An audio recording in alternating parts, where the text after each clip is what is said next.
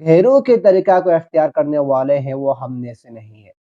اس لیے اللہ تبارک و تعالی ہمیں ملت اسلامیہ کے طور طریقہ پر اللہ تبارک و تعالی ہمیں چلنے کی توفیق عطا فرمائے۔ قرآن نے کیا کہا ہے، حدیث نے کیا کہا ہے، اللہ ہمیں اسی راستوں پر اللہ ہمیں چلنے کی توفیق عطا فرمائے۔ ایک بات یہ بھی ہے، من تشبہ بقوم فہو منہم، ترجمہ کیا ہے؟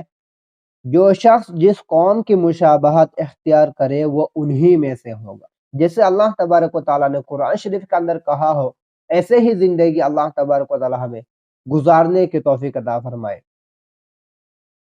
سورۃ الفاتحہ میں ایک آیات ہے، اس کو ہم دعاؤں میں بھی پڑھا کریں اور ویسے بھی پڑھا کریں، اہدنا الصراط المستقیم، یا اللہ ہمیں سیدھے راستوں پر چلنے کی توفیق عطا فرمائے۔ اللہ ہمیں سیدھا راستہ دکھا، ہمیں وہ راستہ دکھا جن پر تیرا انعام ہوا ہو، یا اللہ ہمیں وہ راستہ دکھا جن پر تیرا غضب ہوا ہو۔ اس لیے اللہ تبارک و تعالیٰ سے ہم ہمیشہ دعا کرتے رہے، یا اللہ ہمیں سیدھا راستہ دکھا اور صحیح راستہ دکھا، کیونکہ ہدایت دینا اور راستہ دکھانا ہی سب اللہ ہی کے ہاتھ میں ہے۔ ہم چاہے تو کچھ نہیں کر سکتے، سارے چیزوں کی اللہ تبارک و تعالیٰ ہی کے ہاتھ میں ہے۔ یہ جب ہم غیروں کے طریقہ کو اختیار کرنا شروع کر دیتے ہیں تو پھر ہم دین سے دور ہو جاتے ہیں۔ اس کے متعلق میں ایک مثال سناؤں گا، پھر باتوں کو ختم کرتا ہوں۔ ایک زمانہ میں ایک صاحب تھا جو سردی کے موسم میں انہوں نے کیا کیا، ایک بار بنا وضو کے انہوں نے نماز پڑھ لیا۔ جب نماز پڑھ لیا تو انہوں نے سوچا کہ میں نے تو نماز پڑھ لیا، بڑے ڈر ڈر کے نماز پڑھ رہا تھا، لیکن انہوں نے سوچا کہ میں نے نماز پڑھ لیا لیکن میرے اوپر تو کوئی عذاب آیا نہیں ہے۔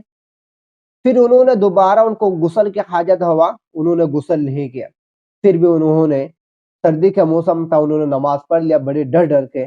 پھر انہوں نے فرمایا کہ میں نے اسلام کو چھوڑ کر عیسائی بن گیا۔ تو جب بن گیا تو پھر ان کے پاس علماء کرام گئے، مفتیان کرام جا کر ان سے پوچھا کہ تم نے اسلام کو کیوں چھوڑ دیا؟ انہوں نے یہ سارا ماجرات انہوں نے سنایا کہ مجھے ایک بار وضو کی حاجت ہوا تھا، میں نے بنا وضو کیے ہی میں نے نماز پڑھ لیا تھا، لیکن میرے اوپر کوئی عذاب نہیں آیا، اس لیے میں نے اسلام کو چھوڑ دیا۔